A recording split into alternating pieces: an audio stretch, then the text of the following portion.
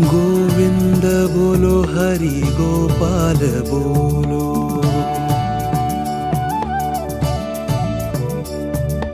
गोविंद बोलो हरि गोपाल बोलो।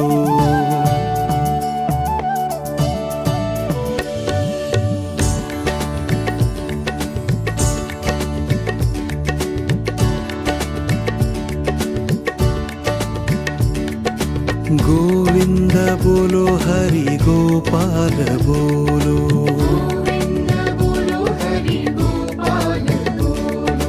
गोविंद बोलो हरि गोपाल बोलो।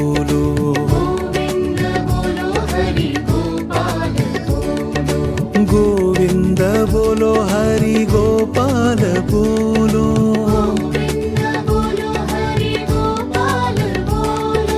गोविंद बोलो हरि गोपाल बोलो।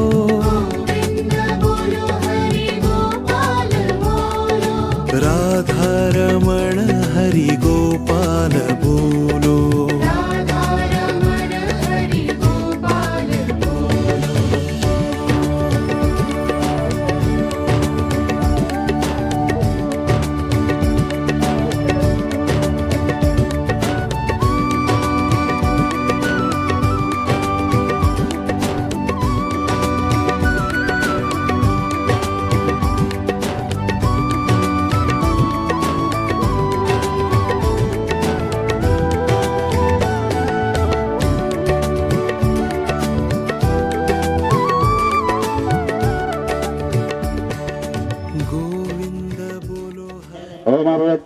वा सर्वावस्थांगतव्यास्मरे पुंडरीकाक्षं स्वाह्याभ्यान्तरे पुंडरीकाक्षं नाद पुंडरीकाक्षं ओम हिरे भोगैः प्रजेदेवाहं जाया हेरंबरिवादमानः गन्धक्षतुषा प्रार्थना पूर्वकं नमस्करोमि। श्रीकृष्ण वासुदेवाय नमः।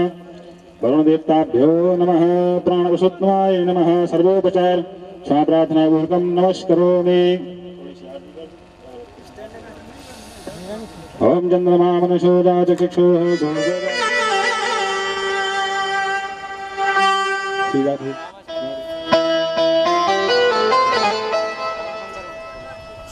कम करो।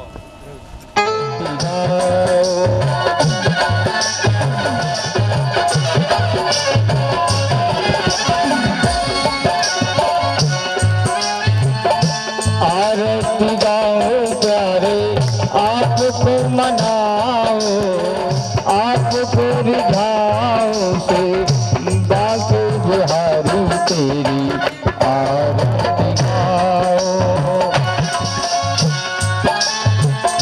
मेरे मुकुट तेरे शीश पे सो है,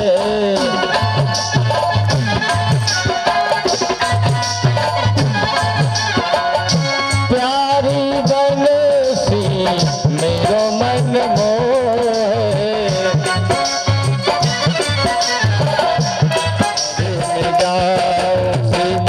बाकी बिहारी तेरी आरती गाओ।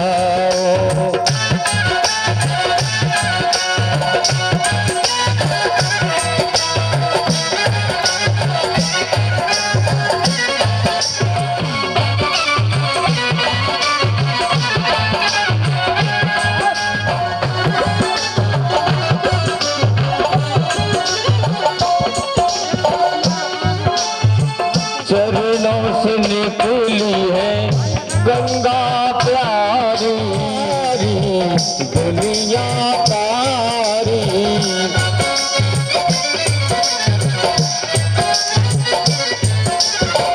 तेरी चरणों में दर्शन पाओ, बाकी बिहारी तेरी आरती गाओ।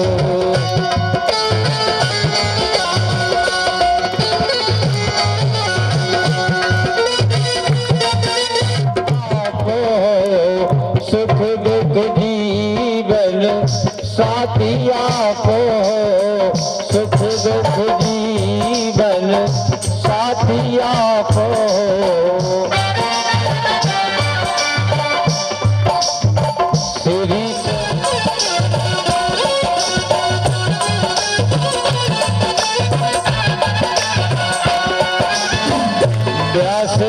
दास के नाथ आप हो,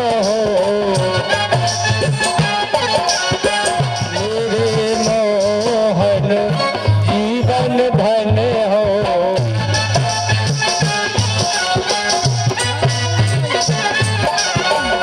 दास सदा वृंदावन पाओ, विवास बिहारी आरती गाओ, हे बंधवारी तेरी आरती गाओ।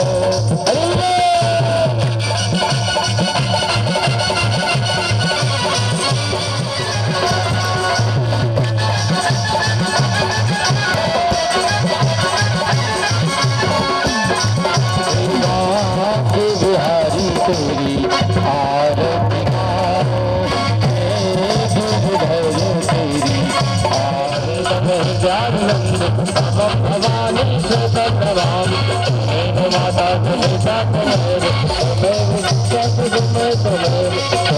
विद्या तमेव सर्व मंदिर देवा, तमेव सर्व मंदिर देवा। राधे श्याम श्याम श्याम, राधे श्याम श्याम श्याम, राधे श्याम श्याम श्याम, राधे श्याम श्याम श्याम, राधे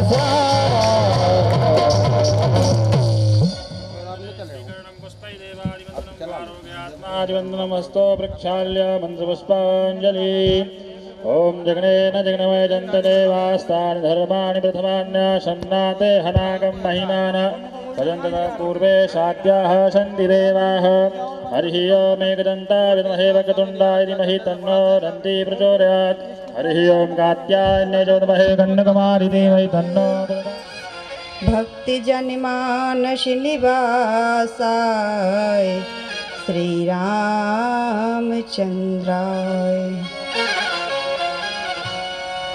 भागीसायशोवदने लिंगमहं भजे। विश्वसर्गे विसर्गादि नवलक्षण लक्षितां, श्रीकृष्णाख्यं परमधाम जगति धाम नमामि तत्त्वम्। सच्चिदानन्दरूपाय विश्वोत्पत्त्यादिहेतवे, तापत्राय विनाशाय श्रीकृष्ण वयं नुमः। नारायणं नमस्कृत्य नरं चैव नरोत्तमं, देवीं सरस्वतीं व्यासं ततो जयमुदीरयेत्। श्री सीता नाथ समारंभां, श्री रामानन्दार्य मध्यमाम्, अस्मदाचार्य पर्यन्तां वन्दे श्री गुरु परम्पराम्। वाञ्छाकल्पितरुभ्यश्च कृपा सिन्धुभ्येव च पतितानां पावनेभ्यो वैष्णवेभ्यो नमो नमः। भक्ति वृंदावन के वृक्ष को मरम न जाने को, डाल डाल और पाथ पाथ पे श्री राधे राधे हो। हे वृष भानु की लाडली जरा मेरी ओर निहार। जय जय श्री राधा रमण जय जय नवल किशोर, जय गोपी चित चोर प्रभु, जय जय माखन चोर, जय जय माखन चोर। बोलिए वृंदावन बिहारी लाल की जय। जय हो। नरसिंह भगवान की जय हो। सतगुरुदेव भगवान की जय हो। यज्ञ नारायण भगवान की जय। जय जय श्री राधे, जय जय श्री राधे। बोली व्यासी महाराज की जय। समस्त विराजमान संतजन एवं भक्त बंधु, माताएं, जितने भी यज्ञ में आए हुए आचार्य बंधु एवं हमसे बड़े लोग, सभी को गोस्वामी तुलसीदास जी की चौपाई में प्रणाम करते हैं। सिया जग पानी करो प्रणाम, जोर जोग पानी करो प्रणाम, जोर जोग पानी। बड़ा हर्ष का विषय है, नारद जी की कृपा होती है। तो आइए कथा में प्रवेश करने से पहले हरिनाम संकीर्तन। श्री कृष्ण गोविंद हरे मुरारी, हे नाथ नारायण वासुदेवा। श्री कृष्ण गोविंद हरे मुरारी, हे मुरारी, हे नाथ नारायण वासुदेवा। जय हो।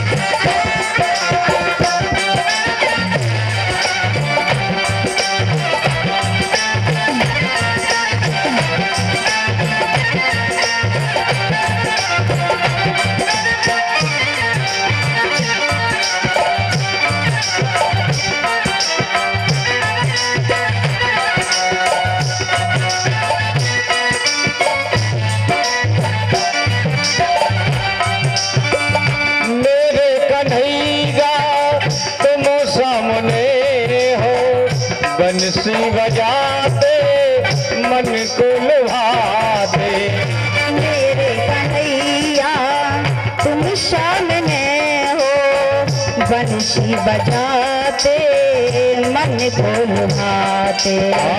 मेरे कन्हैया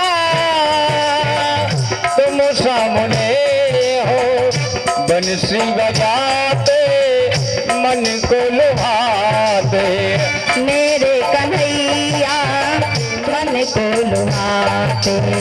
यही गीत गाते नाथ प्राण त्यागो, यही गीत गाते नाथ प्राण त्यागो। हे नाथ नारायण वासुदेवा, श्री कृष्ण गोविंद हरि वासुदेवा।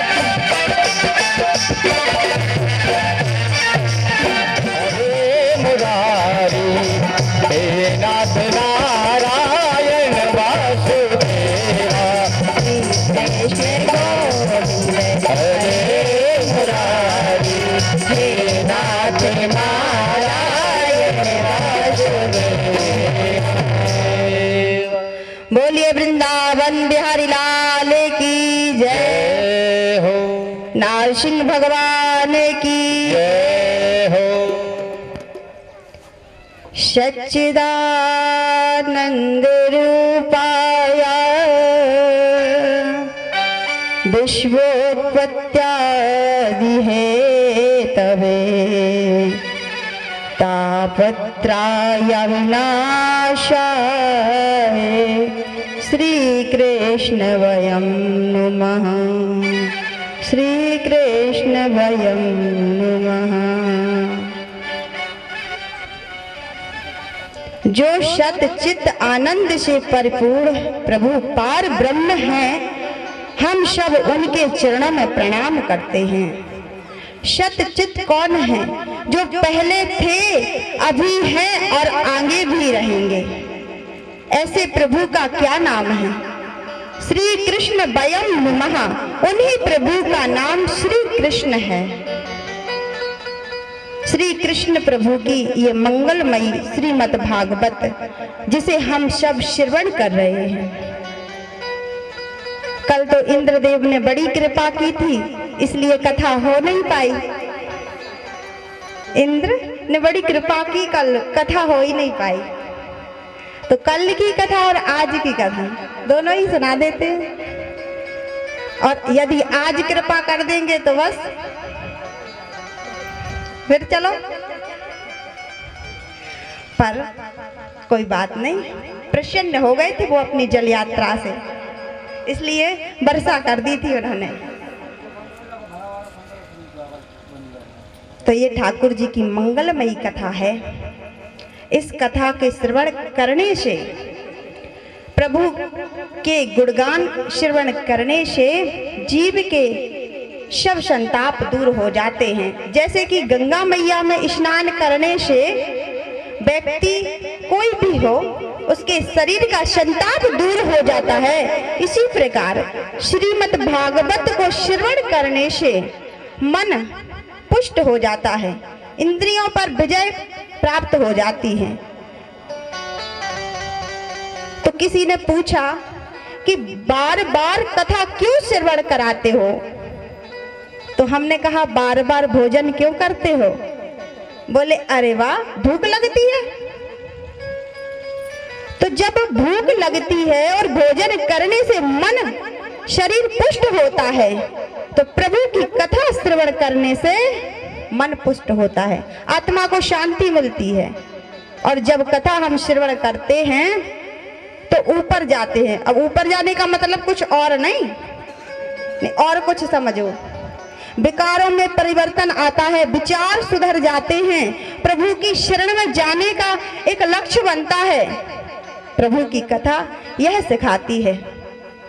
गंगा मैया के पास आपको जाना पड़ेगा जब शरीर की शांति होगी।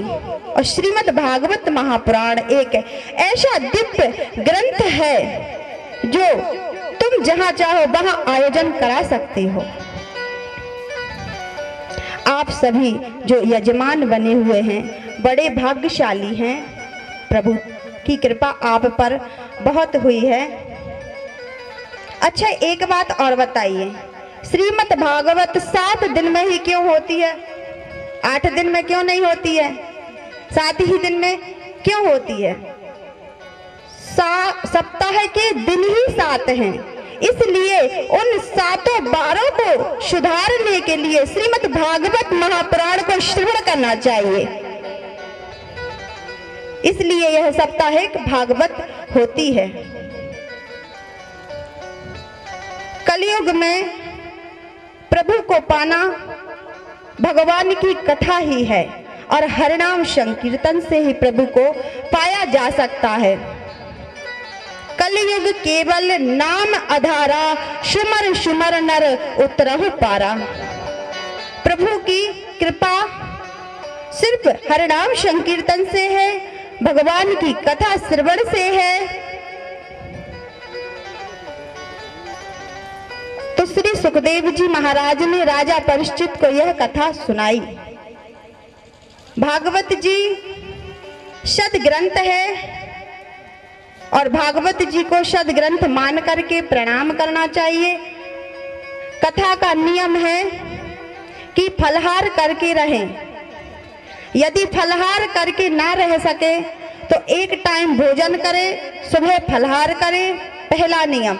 दूसरा नियम है झूठ ना बोले। वैसे तो जीवन में कभी झूठ नहीं बोलना चाहिए, पर इन 7 दिनों में अवश्य करके झूठ ना बोले। कथा का तीसरा नियम है ब्रह्मचर्य का पालन करें। जीवन में वैसे कभी क्रोध नहीं करना चाहिए, पर हो सके तो इन 7 दिनों में क्रोध ना करें। कथा में आए, सबसे पहले आए और बाद में जाएं। हो सके तो भूमि पे शयन करें। यदि नहीं है शरीर में इतना सामर्थ्य, 10 लाख वाला गया, 10 लाख वाले का रिश्ता पक्का हो गया। इतने सब होने के बाद भी दंपति नाम चकल कनम, पति पत्नी में रोज कलह कलेश होने लगे। अक्सर लड़कियां विवाह पर जाती है, 2-1 बार गई, कुछ झगड़ा हुआ तो अपने मायके आ जाती हैं। जब हमने ये दृश्य देखा तो हमारा मन बहुत खिन्न हो गया। नारद जी कहते हैं हम वृंदावन पहुंचे। वृंदावन जाकर के देखा यमुना पुलिन पर जहां भगवान की मधुर मधुर कथाएं लीलाएं हुई हैं। मैंने सोचा कि यहाँ मेरे मन को शांति जरूर मिलेगी। नारद जी वहां जाकर क्या देखते हैं कि यमुना पुलिन पर एक देवी विलाप कर रही, रो रही है, और कुछ देवियां उसे पंखा हिला रही, हवा कर रही, और उस देवी की गोद में 2 वृद्ध पड़े हुए हैं। नारद जी ने यह देखा तो नारद जी वहां से जाने लगे।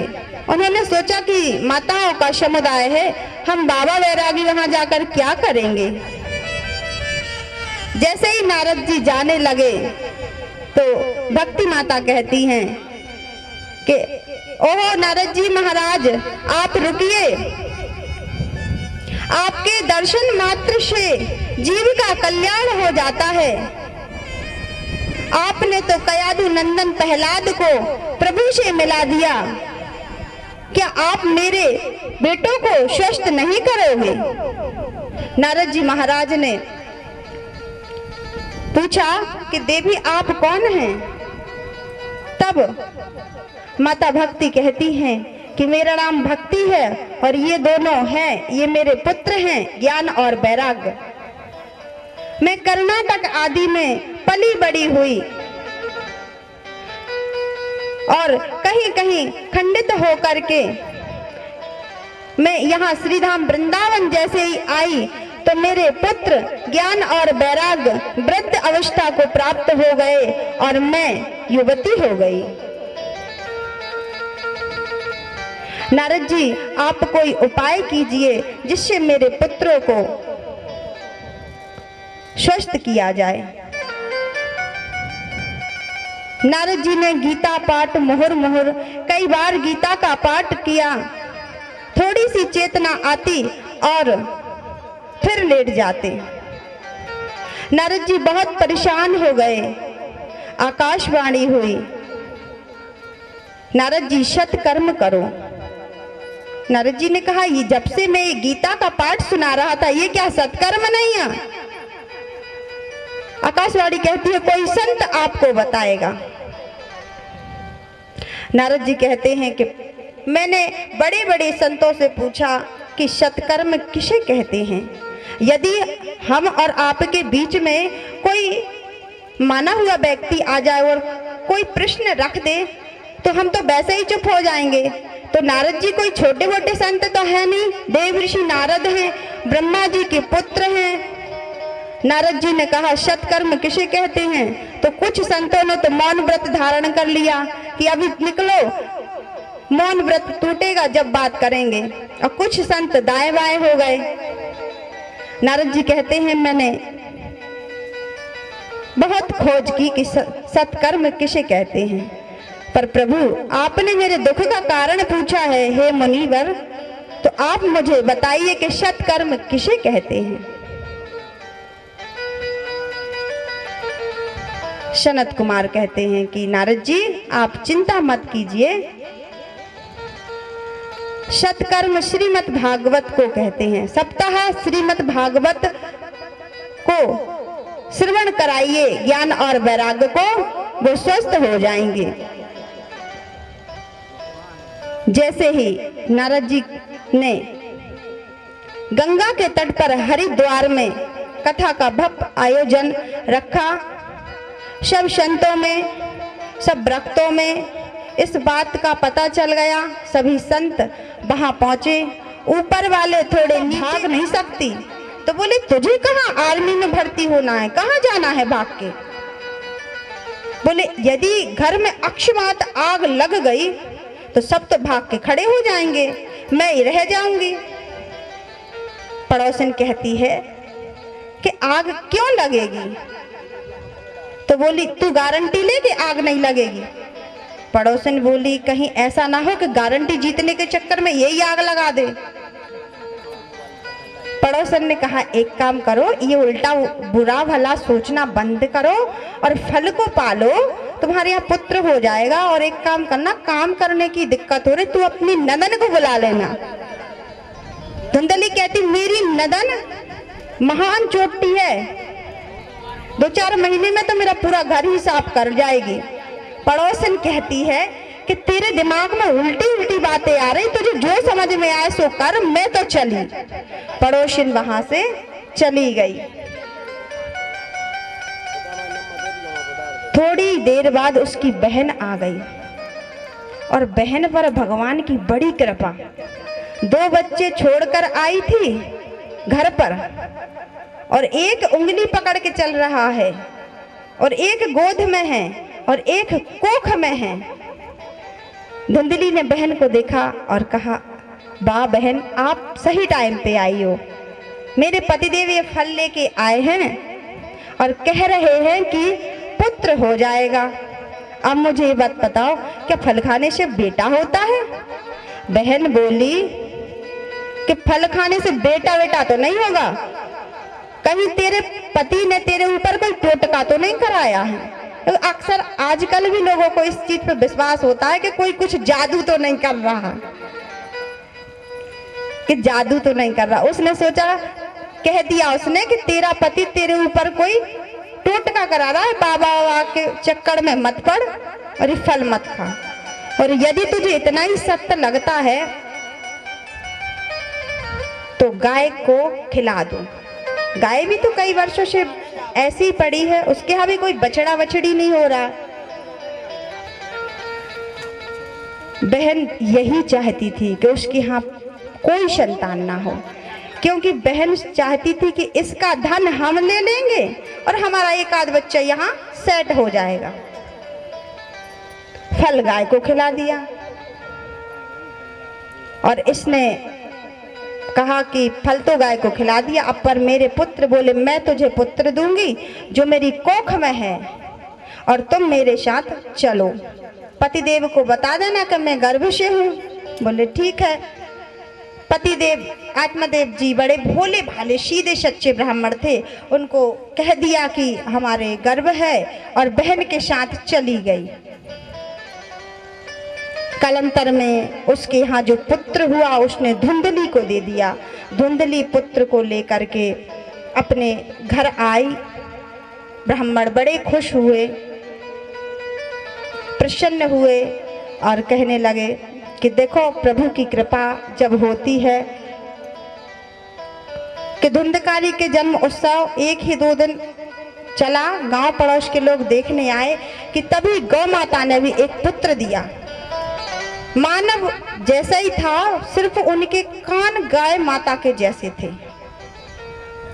तो ब्राह्मण देव अपने बच्चों का नामकरण कर रहे थे कि गाय के बेटे के कान गाय के जैसे हैं, इसलिए इनका नाम गौकर्ण हुआ।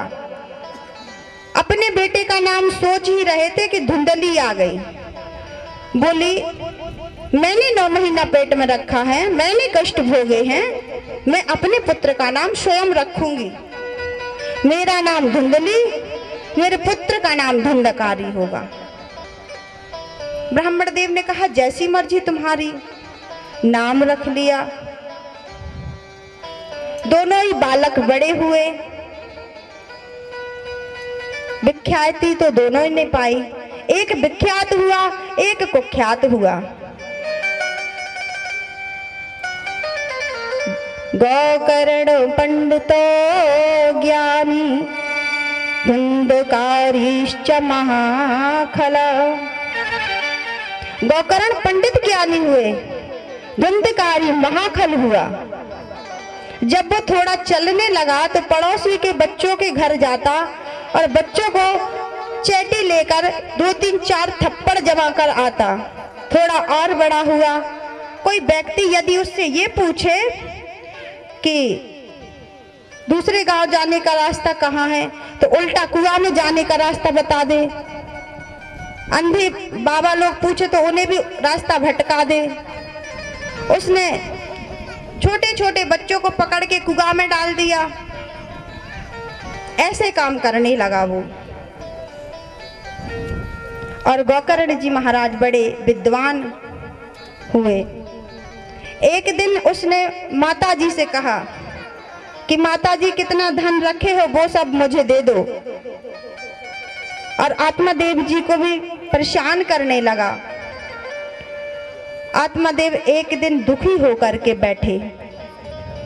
गौकर्ण जी ने आकर के समझाया कि पिताजी आप चिंता मत कीजिए, प्रभु का भजन कीजिए। देखो ब्राह्मण वही है जब पुत्र नहीं था तब मरने जा रहे थे, और आज बेटा है तब भी मरने जा रहे हैं। आज क्यों मरने जा रहे हैं कि बेटा क्यों है, और उस दिन क्यों मरने गए थे कि बेटा क्यों नहीं है। गौकर्ण जी महाराज समझाते हैं कि पिताजी यहाँ कोई किसी का नहीं है, सब यहाँ स्वायत्त है। यदि कुछ पाना चाहते हो तो खुद को जान लो और परमात्मा को मान लो। जीवन का उद्देश्य सिर्फ प्रभु को पाना है।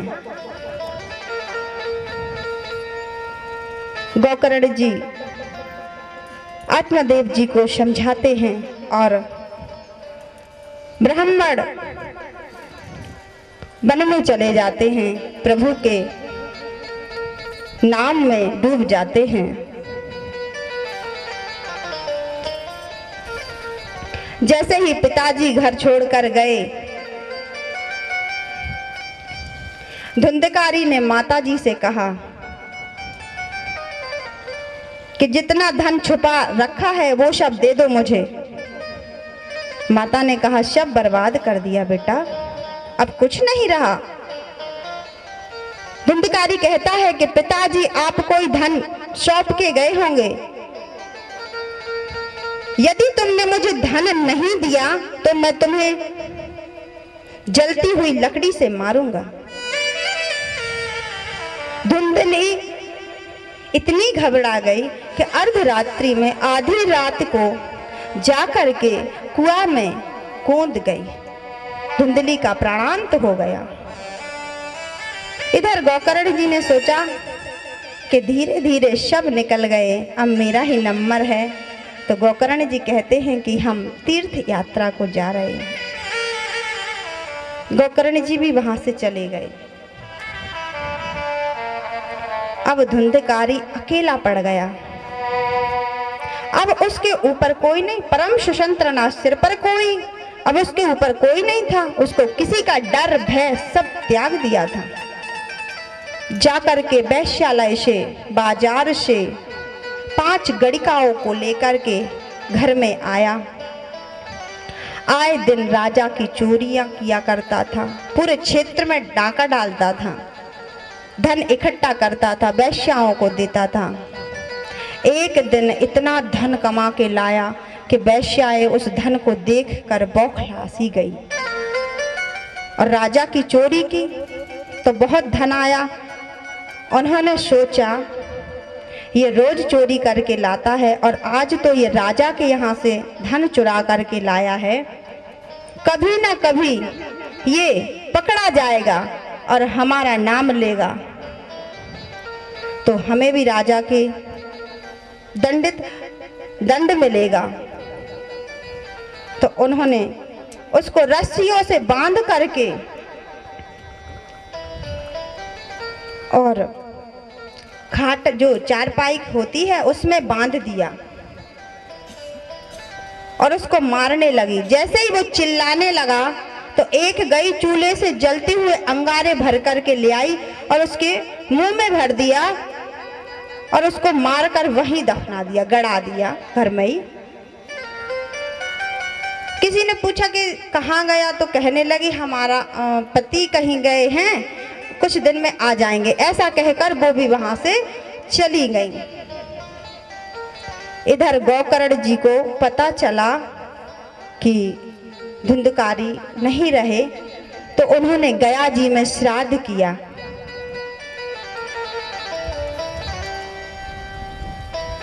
कुछ दिन बाद गोकर्ण जी महाराज अपने जन्मभूमि पर आए तो क्या देखते हैं कि एक प्रेत है जो परेशान कर रहा है। कभी भेड़ बन जाता, कभी कुत्ता बन जाता, कभी सिंह बन जाता, कई प्रकार नाना प्रकार के रूप धारण कर रहा है। गोकर्ण जी ने कहा तुम कौन हो, तो बोल भी नहीं पा रहा था। गोकर्ण जी ने अपने कमंडल से जल लिया और प्रेत आत्मा के ऊपर जैसे ही छिड़का तो प्रेत बोल गया। कहता है कि हे भाई, हे भ्राता, मैं तुम्हारा ही छोटा भाई हूँ, धुंधकारी। गोकर्ण जी कहते हैं इस योनि में कैसे तुम आए? तब वो कहता है कि मैंने बहुत पाप किए थे, इस कारण मैं प्रेत बन गया हूँ। गोकर्ण जी कहते हैं कि मैंने तुम्हारा गया में श्राद्ध किया था, फिर क्यों तुम्हारा तिरंतारण नहीं हुआ है? धुंधकारी कहता है मेरे लिए एक गया श्राद्ध क्या 100 श्राद्ध भी यदि कर दोगे तो मेरा कुछ होने वाला नहीं है। तो इसका मतलब ये नहीं कि गया जी की महिमा कम है। गोकर्ण जी का श्राद्ध हुआ और उनका तिरंतारण नहीं हुआ, तो इसका मतलब ये नहीं कि गया जी की महिमा कम है। गोकर्ण जी ने धुंधकारी का श्राद्ध किया था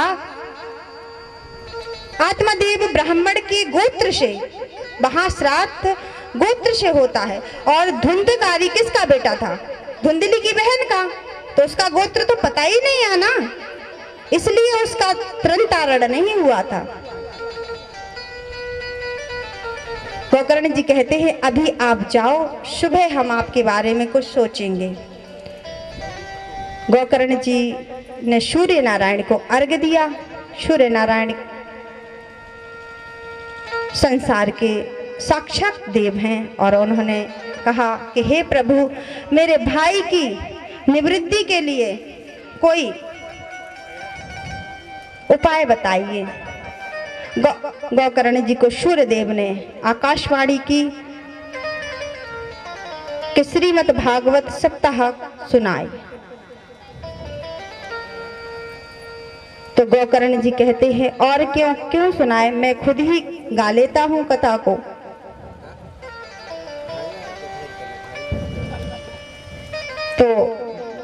गोकर्ण जी महाराज ने व्यासपीठ पर बैठ करके कथा प्रारंभ की। नगरवासी सभी आए तो एक वहां पोला बांस रखा हुआ था। उस बांस में बैठ करके धुंधकारी ने कथा श्रवण की। पहले दिन की कथा हुई तो पहली ग्रंथि फटी, दूसरे दिन की कथा हुई तो दूसरी ग्रंथि फटी, तीसरे दिन की कथा हुई तो तीसरी गांठ फटी और चौथे दिन की कथा हुई तो चौथी गांठ फटी, पांचवें दिन की हुई इसी प्रकार सप्त दिन की कथा हुई तो सातवीं ग्रंथि फटी और उस बांस में से दिव्य रूप धारण करके धुंधकारी सामने प्रकट हो गए। भगवान के पार्षद आए तो एक ही रथ आया। तब गोकर्ण जी महाराज ने पूछा कि एक रथ क्यों आया? समस्त ग्रामवासियों ने कथा श्रवण की है तो रथ एक ही क्यों आया? तब भगवान के पार्षद कहते हैं कि सुनी सबने और गुनी सिर्फ धुंधकारी ने। सिर्फ धुंधकारी ने ही मनन किया है, सुनी सबने थी। तो कहने का मतलब ये है कि कथा में आकर आप तो बैठ गए, यदि आप में कथा बैठ जाए तो ये अति उत्तम है। धुंधकारी को भगवान के पार्षद ले गए। गोकर्ण जी महाराज ने पुनः कथा का आयोजन किया और कथा के प्रभाव से सभी नगरवासी भगवत धाम को प्राप्त हुए। राधे राधे। होली भागवत भगवान की जय। मुझे ऐसी लगन तू लगा दे, मैं तेरे बिना कल ना रहूं। ऐसी लगन तू लगा दे, मैं तेरे बिना जय हो। मैं तू लगा दे, मैं तेरे बिना कल ना रहूं। ऐसी लगन तू लगा दे, मैं तेरे बिना पल, मैं तेरे बिना पल ना रहूं। मैं तेरे बिना पल, मैं तेरे बिना पल ना रहूं। मुझे ऐसी लगन तू लगा दे, मैं तेरे बिना पल ना रहूं। मुझे ऐसी लगन तू लगा दे।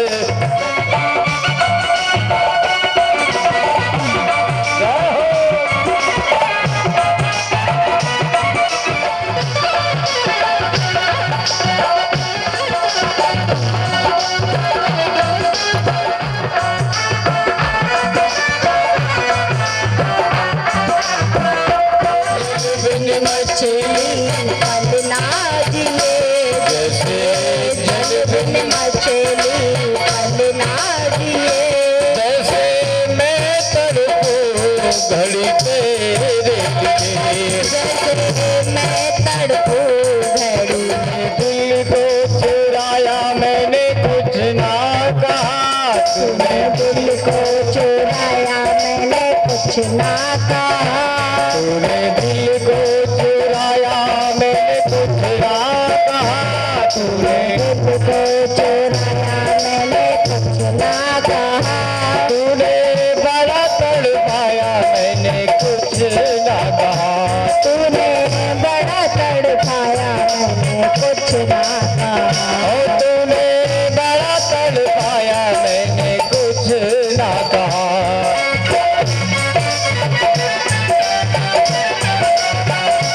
तूने मन में प्रेम वाला दीप जला दे, मैं तेरे बिना प्रेम वाला दीप जला दे।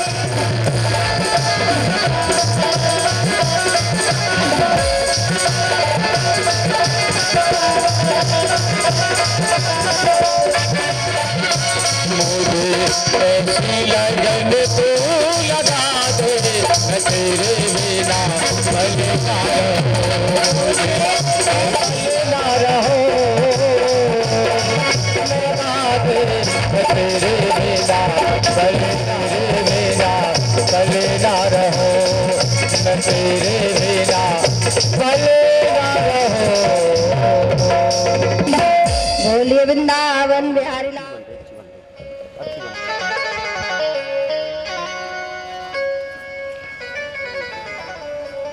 तो यहाँ पर 3 प्रकार के श्रोता बताए गए हैं। एक श्रोता वो होते हैं जो आकर के कथा में बैठे और कहें बाजू वाले से, जर्दा लेके आए, जर्दा लेके आए, चूना मेरे पास है, जर्दा दे दो। कुछ माताएं भी खाती हैं, वो भी कहती हैं जर्दा ले आए तो चूना दे दो, जर्दा मेरे पास है, चूना दे दो। कुछ कहते बीड़ी बीड़ी दे दो। तो ये होते कौन? श्रोता। आके कथा में बैठना, सिर्फ उनका काम ये बात करना। आप लोग तो बहुत अच्छे हो, आप लोग की बात नहीं कर रहे, नहीं आप लोग बुरा मान जाओ तो कल से आओ नहीं। अभी भाई 6 दिन बाकी हैं, 5 दिन, क्योंकि कल हो नहीं पाई थी थोड़ी, पर कल की और आज की आज ही सुना रहे हम। तो ये कौन होते हैं? श्रोता।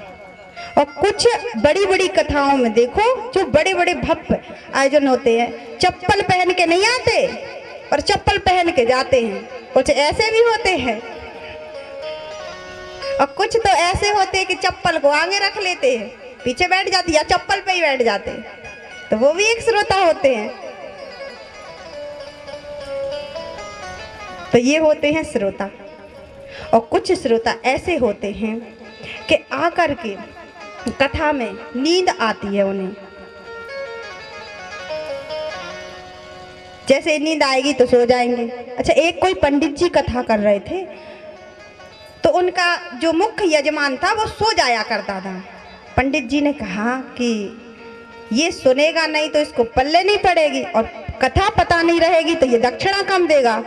तो 1 दिन सो गया, 2 दिन सो गया, 3 दिन सो गया, चौथे दिन पंडित जी ने उठाया, क्यों तुम्हें शर्म नहीं आती? मैं कथा करता हूँ, तुम सो जाते हो। तो यजमान बोला कि गुरुजी ये बात बताइए, कथा कितने दिन की हो गई? गुरुजी बोले 4 दिन की हो चुकी और 3 दिन की और बाकी है। तो बोले इसकी डेट नहीं बढ़ सकती? बोले क्यों? बोले मैं मर गया गोली खाते खाते, मुझे कभी नींद नहीं आती थी, और ये कथा इतनी अच्छी है कि मुझे इतनी नींद आती कि मैं सबसे बाद में जगता हूँ। तो किसी ने पूछा कि ये बताइए कि कथा में यदि पूजन में नींद क्यों आती है? तो कथा होत के बीच में पाप रहे अकुलाए, या तो उठ के भाग जाओ, या उठ के भाग जाओ, या किसी से झगड़ा कर लो। ये मन में ये किसी के पाप जागते हैं। कथा होत के बीच में पाप रहे अकुलाएं, या तो कोई से लड़ पड़ो, या उठ के भाग जाओ, या झगड़ा कर लो, या यदि भाग जाओ। तो ये भी श्रोता होते हैं। पर मुख्य श्रोता वो होते हैं जो सबसे पहले आते हैं और सबसे बाद में जाते हैं। एक दुकान पर 2 कठपुतलियां रखी हुई थी। एक कठपुतली की कीमत 500 रुपए, दूसरी कठपुतली की कीमत 5000 रुपए। देखने में दोनों बराबर। किसी सज्जन ने खरीदने का सोचा तो पूछा कि ये 5000 की क्यों है और ये 500 रुपए की क्यों है? बेचने वाले ने एक सुई धागा उठाया और कठपुतली के कान में से डाला। तो इस कान से डाला और उस कान से निकाल दिया। बोले श्रीमान इसे 500 रुपए में आप ले जा सकते हो। और दूसरी कठपुतली में सुई धागा लेके डाला और उसको अंदर चला गया। तो ये बोले ये 5000 की है। तो जो कथा को श्रवण करता है वो बहुमूल्य होता है, वो 5000 वाला श्रोता है। और जो इस कान से गई और इससे निकाल दी वो 500 रुपए वाले श्रोता होते हैं। तो ऐसे नहीं बैठना है कि कथा में सबसे पहले आए थे कंधा तौलिया डाल और सबसे पहले चले गए कुर्ता दे हलाए। मतलब कथा श्रवण करने का तात्पर्य ये है कि श्रवण करो तो हम ये नहीं कह रहे कि सारी कथा याद हो जाए, कि सारी कथा पे अमल करो, कि सबको मान लो। जहां जहां कथाएं होती हैं, कथा एक ही है, गाते अलग अलग तरीके से है। महाराज लोग, पंडित, ब्राह्मण, हर कथा से एक शिक्षा धारण करो। कुछ भी पहले इस पे चलेंगे, फिर आगे बढ़ेंगे। ऐसे एक पंडित जी कथा गाया करते थे। कृष्ण का स्वरूप देख करके इस कथा को, इस 7 दिन के अनुष्ठान को हमें श्रवण करना है और इसी मन से प्रभु की लीलाओं को श्रवण करते रहना है।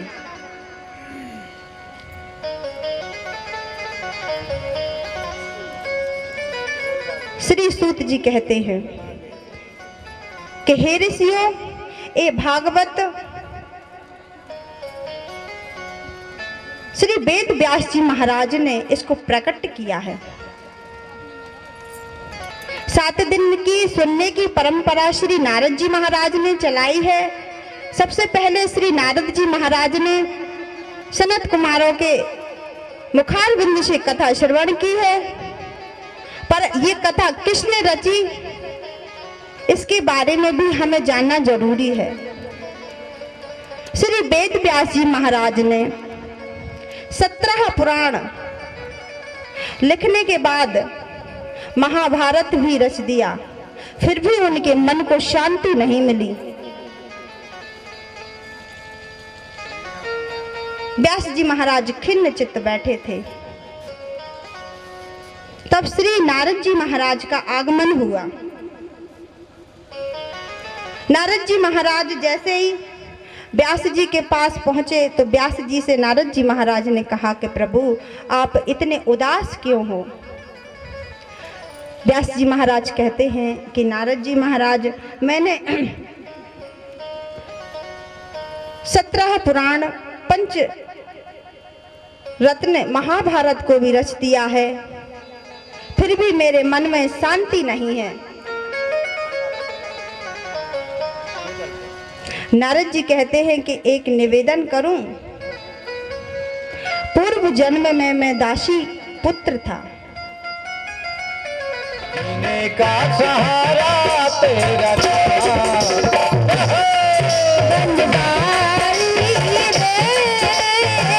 जीने का सहारा तेरा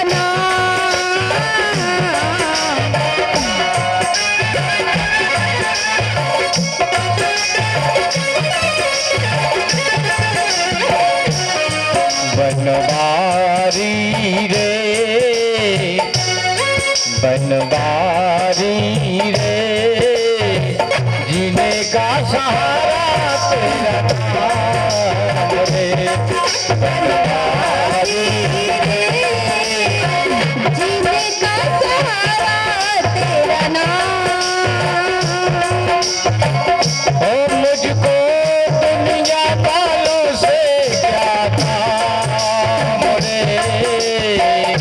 ओ मुझको दुनिया वालों से क्या काम रे। मुझको दुनिया वालों से क्या काम रे। बनवारी रे, जीने का सहारा तेरा हो।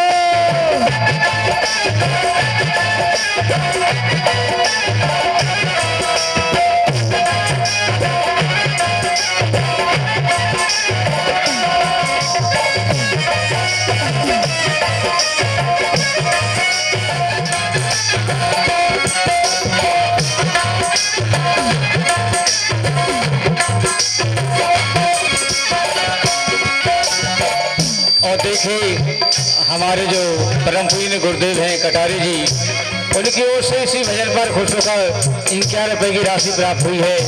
महाराज जी से आशीर्वाद की कामना करते हैं कि ऐसा ही आशीर्वाद बना रहे। बनवारी रे, जीने नाम रे।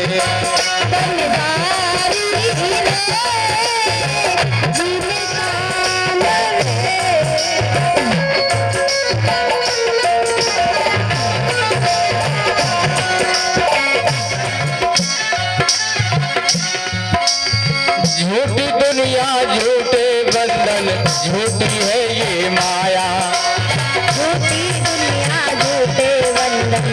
झूठी है ये माया, झूठी दुनिया झूठे बंधन, झूठी है ये माया, ये काया। झूठा साथ का नाता झूठी है ये हाँ, झूठा साथ और सच्चा क्या है? यहाँ साथ लगे तेरो नाम रे, यहाँ जीने का सहारा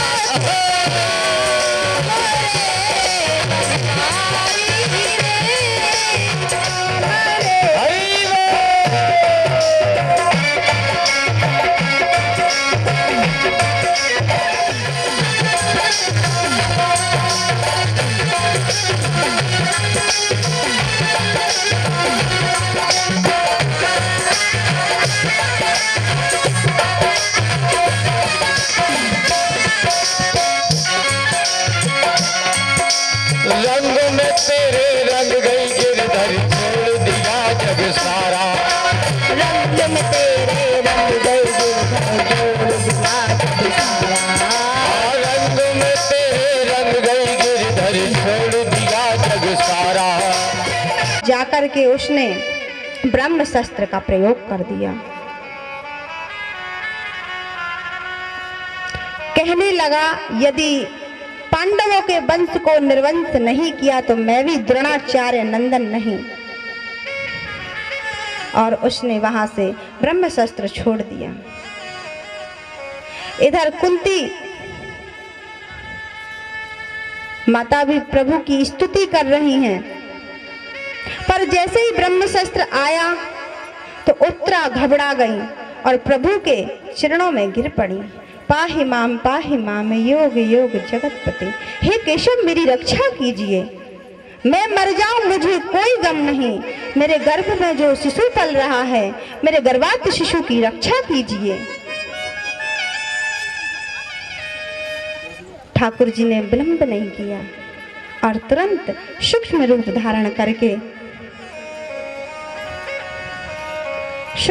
धारण करके उत्तरा के गर्भ में प्रविष्ट कर गए।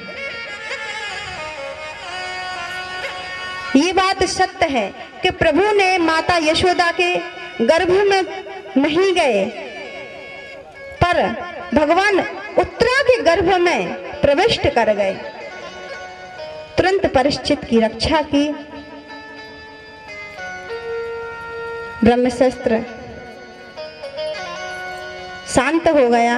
माता कुंती यहाँ पर प्रभु की वंदना करती हैं, कहती हैं हे प्रभु मुझे आज वरदान दे दीजिए। भगवान कहते हैं बुआ आपको जो चाहिए वो दे दूंगा, बोलिए आपको क्या चाहिए। माता कुंती कहती हैं मुझे दुख पर दुख विपत्ति पर विपत्ति आती रहे, मैं यही चाहती हूँ। भगवान कहते हैं बुआ दुख भोगते भोगते तुम्हारा पेट नहीं भरा। जन्म हुआ, महारानी कुंती का जन्म महाराज प्रथु के यहाँ पर हुआ था, जिन्होंने नाम रखा प्रथा। उन्हीं के मित्र परम मित्र आ गए कुंती भोज, प्रथा को अपने साथ ले गए, नाम रख दिया कुंती। बचपन तुम्हारा सुख से बीता नहीं, कोई सुख नहीं भोगा बचपन में, और पति मिला तो वो भी पीलिया का मरीज। महाराज पांडु को श्राप थी कि यदि आप सहवास की कामना से स्त्री के पास जाओगे तो आपकी मृत्यु हो जाएगी। पति मिला पीलिया का मरीज, उस पति का भी कोई सुख नहीं, भरी जवानी में उस पति की मौत हो गई।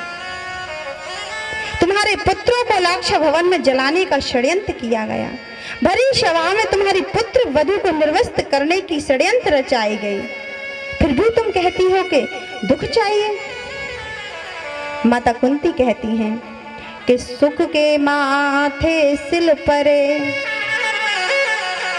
सुख के माथे सिल परे,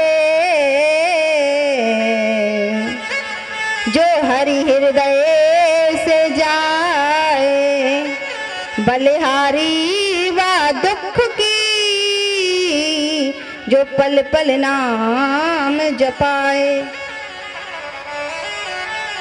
मुझे ऐसा सुख नहीं चाहिए।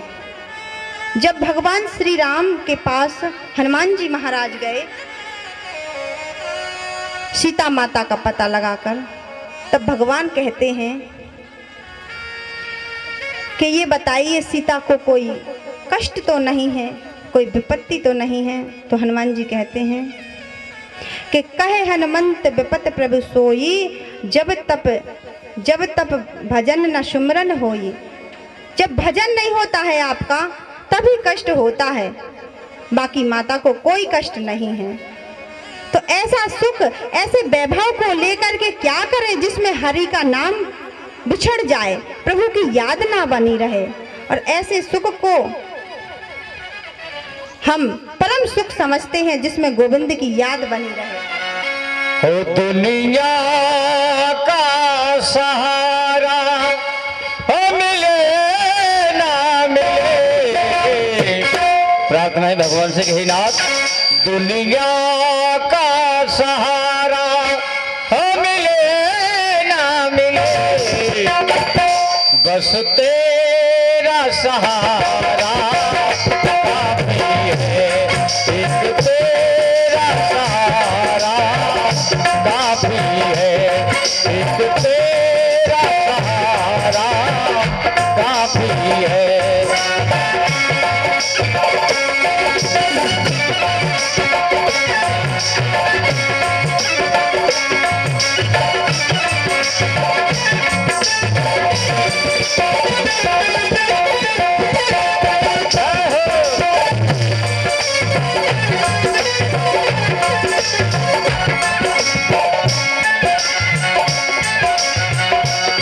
दुनिया का सहारा मिले ना मिले, दुनिया का सहारा मिले ना मिले, एक तेरा सहारा काफी है, बस तेरा सहारा काफी है।